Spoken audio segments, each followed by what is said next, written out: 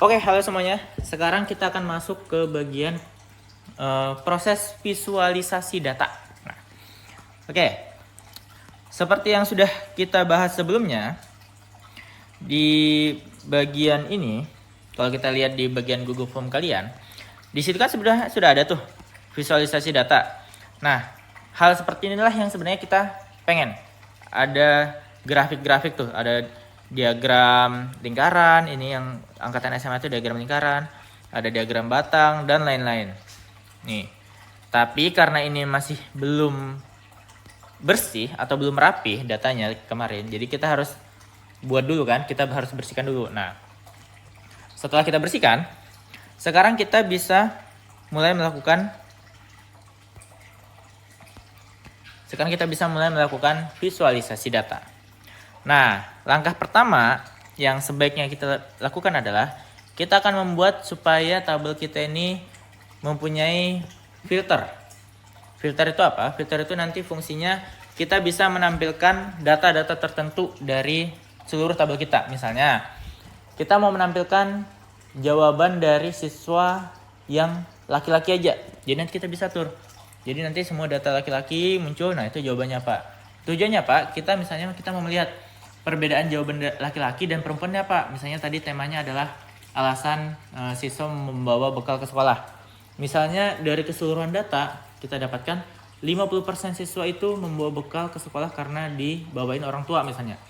Tapi ketika kita bedakan nih berdasarkan jenis kelamin, kita dapat pengetahuan baru bahwa ternyata dari seluruh siswa laki-laki itu 50% diantaranya membawa bekal ke sekolah karena mau hemat misalnya, bukan karena dibawakan orang tua. Sedangkan yang mayoritas itu membawa bekal ke sekolah karena dibawakan oleh orang tua itu sebenarnya ada perempuan.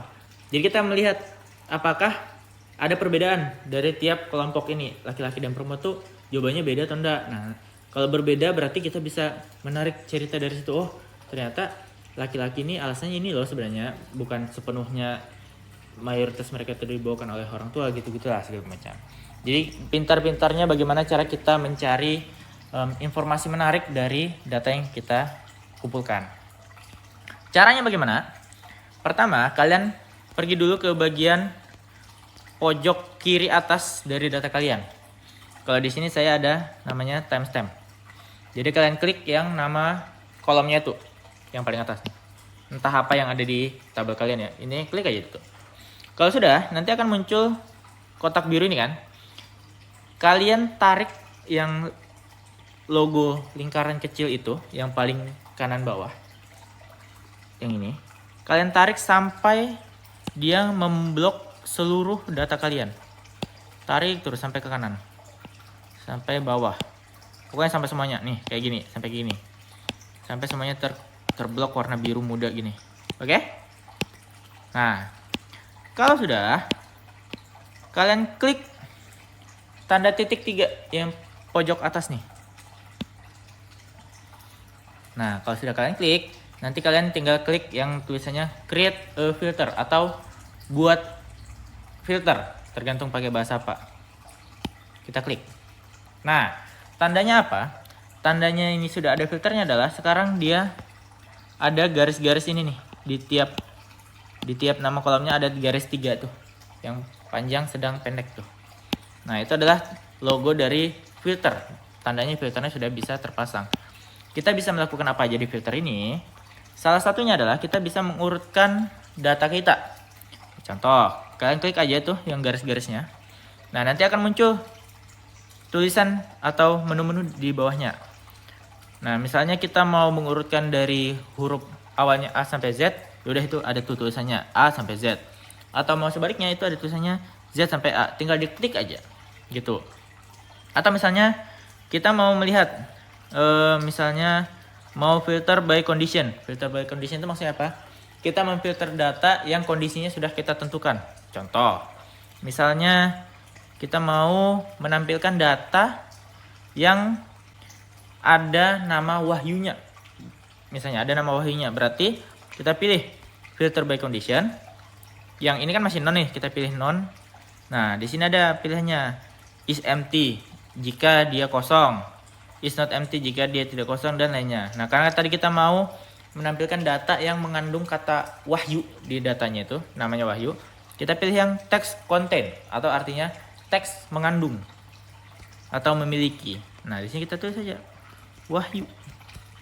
Jadi nanti data yang muncul hanya data yang mempunyai nama wahyu di dalamnya. Dan nih, Wahyu Sofyan dan Heri Wahyudi nih muncul. Nah, itu adalah salah satu fungsinya. Atau misalnya kita mau, ini kita hapus dulu. Misalnya kita mau nih angkatan. Di sini kita lihat tuh di bagian bawah. Di bawahnya select all. Ada tulisan 8, 10, 11. Tandanya di data kita itu pengisinya ada dari angkatan 8, angkatan 10, dan angkatan 11. Bagaimana kalau kita cuma mau menampilkan data dari angkatan 10? Nah, gampang. Kita klik yang clear atau bersihkan. Bersih. Nah, sekarang kita klik. Kita mau menampilkan data yang dari angkatan berapa? Cuma apa he? Nah, kita akan tampilkan data misalnya angkatan 10. Kita klik aja 10 sampai dia tercentang. Nah, kalau sudah, kita lihat nih angkatan 10 semua nih muncul. Angkatan yang 8, 9 tadi nggak ada, hilang. Nah, begitu seterusnya. Itulah fungsi dari filter. Jadi pintar-pintar kalian mengolah filter ini supaya bisa memunculkan data-data menarik dari data kalian, meskipun data kalian sedikit gitu. Nah, sekarang kita akan melakukan proses visualisasi data. Caranya, misalnya kita di sini saya mau ngelihat, nih ada regional kampus.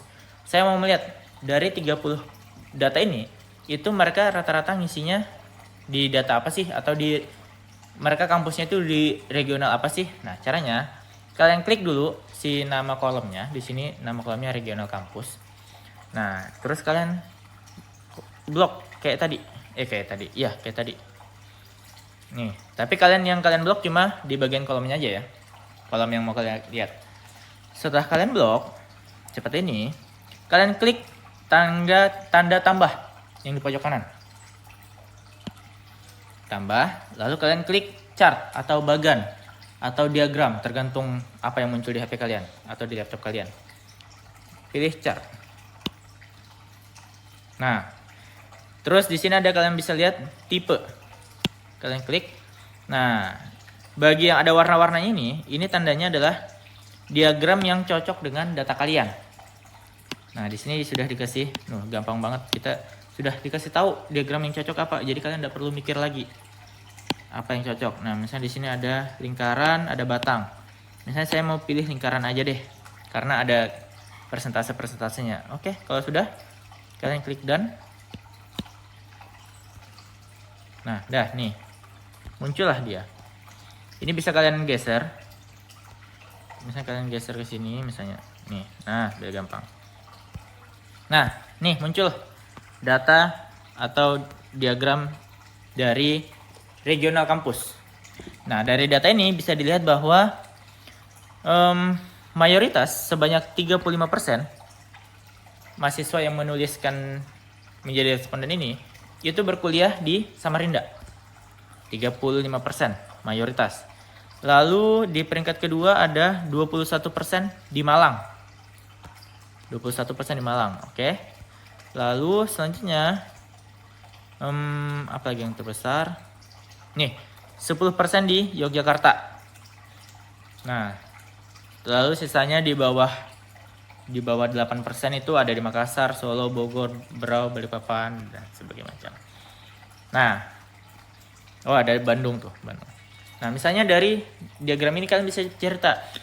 Oke, dari seluruh siswa SMA 4 yang mengisi formulir kami atau kuesioner kami atau pengumpulan data kami, didapatkan bahwa 35% di antara mereka itu berkuliah di Samarinda. Meskipun kita belum ada ngasih lihat ya alasan mereka kuliah di Samarinda apa. Tapi intinya kita bisa melihat bahwa 35% ini berkuliah di Samarinda. Alasannya apa? Mungkin bisa karena lebih dekat atau karena kemarin kebetulan masuknya di sana dan sebagainya macam. Itu bisa kalian bikin penelitian sendiri lagi nanti.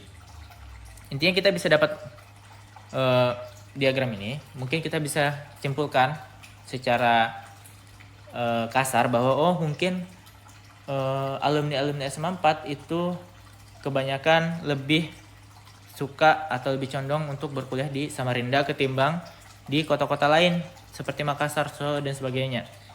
Jadi Samarinda masih menjadi yang favorit selain Malang dan Yogyakarta.